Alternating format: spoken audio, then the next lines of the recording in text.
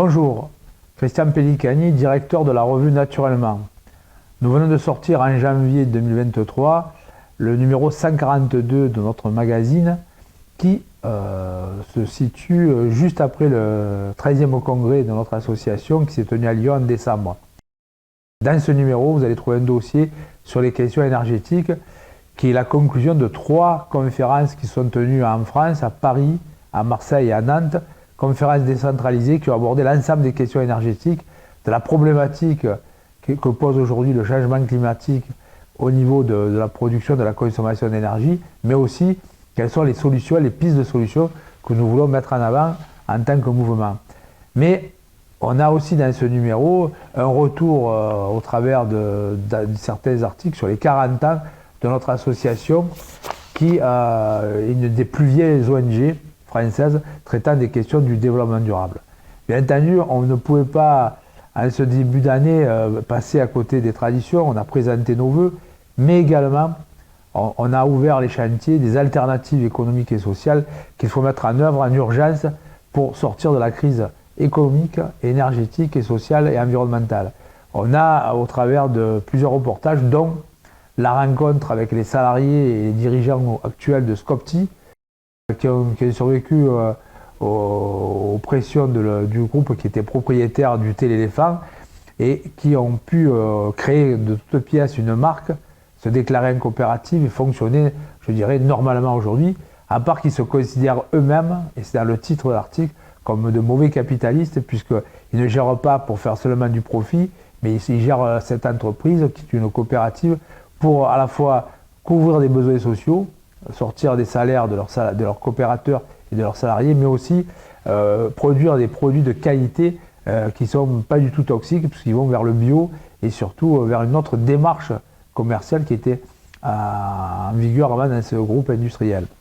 On a dans ce numéro également un retour sur l'impact du changement climatique sur la mer, avec des traces du réchauffement climatique dans les océans et la mer Méditerranée. Et le professeur Charles-François Boudouresque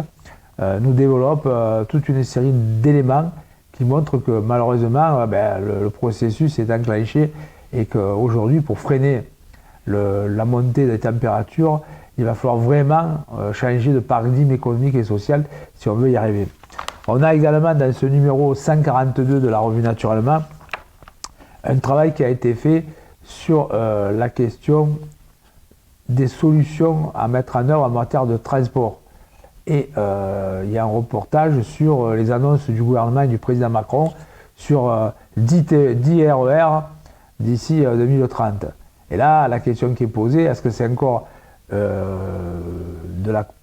communication ou est-ce qu'on ne va pas vers de nouvelles désillusions ou est-ce que c'est possible? Et là, vous avez des éléments de réponse et on connaît bien dans certaines régions comme celle de Provence-Alpes-Côte d'Azur où on se rend compte qu'il est plus facile de parler que de faire en matière de développement des transports collectifs ferroviaires.